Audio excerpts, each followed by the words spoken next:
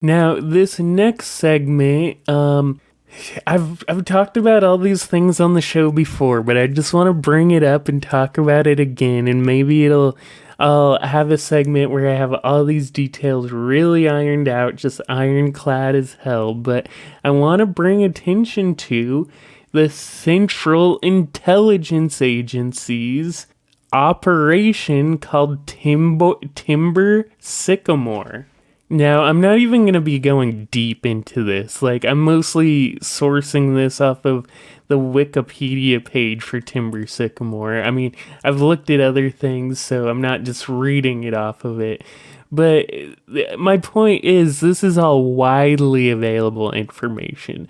Basically, what the program was is what this article point or this what the Wikipedia page points out and is very interesting is the idea was first brought up in 2012 by CIA Director David Petraeus, and Obama rejected the proposal but later agreed because King Abdullah II of Jordan and Benjamin Netanyahu were urging it to happen. So what exactly is this program that the CIA ran with the help of the GIP and GID, which is the intelligence agency of Saudi Arabia? So US and Saudi intelligence did this program. What was it?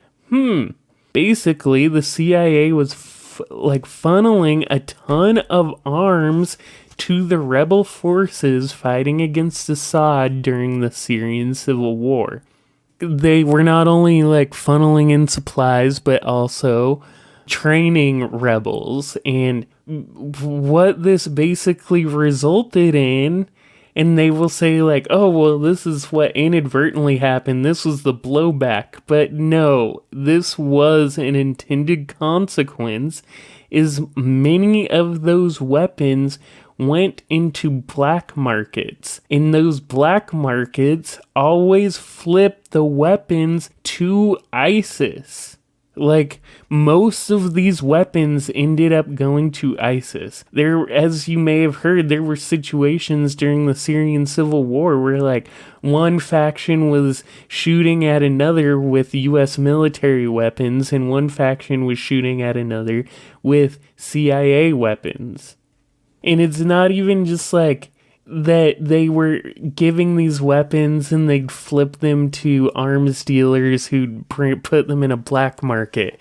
Sometimes they were going directly to people in ISIS, and sometimes they were going directly to people who would shortly join ISIS, because a lot of these rebels they were training were just dopes who were I hate the Assad regime, and they didn't really have any sort of conventional military organization. They were just wanting to fight, so they'd get this training and weaponry and then immediately go join ISIS. And I mean, there is so much more I could get into that, but I just, this is something I've been thinking about. It's something I think about a lot, when you think about how many people in the Middle East just see ISIS as completely US supported. That is a widely held belief in the Middle East.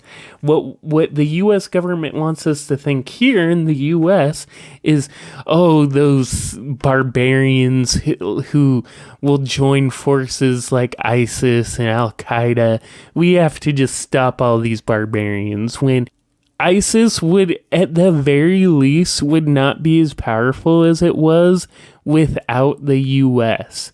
I can't say they wouldn't exist, but they did receive extreme and unbelievable amounts of weaponry and training, and this idea that, oh, they just inadvertently got funneled to ISIS fighters, that doesn't really happen.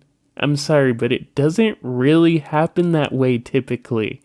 What happens is the CIA, which controls a bunch of all these these networks, or at least has ties to them, puts their weapons and money in these networks as a way to launder them.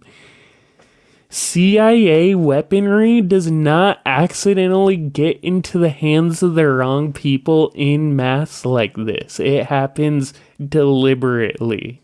I get that it's a really hard pill to swallow for some people, maybe not. For me, I mean, I was just like, when this came out in like 2016, I was like, yeah, no kidding. That seems as obvious as hell to me, but... And this is only a fraction of the ways that the CIA has covertly interfered in the Middle East. Like, only a fraction of a fraction. But it is one of the more egregious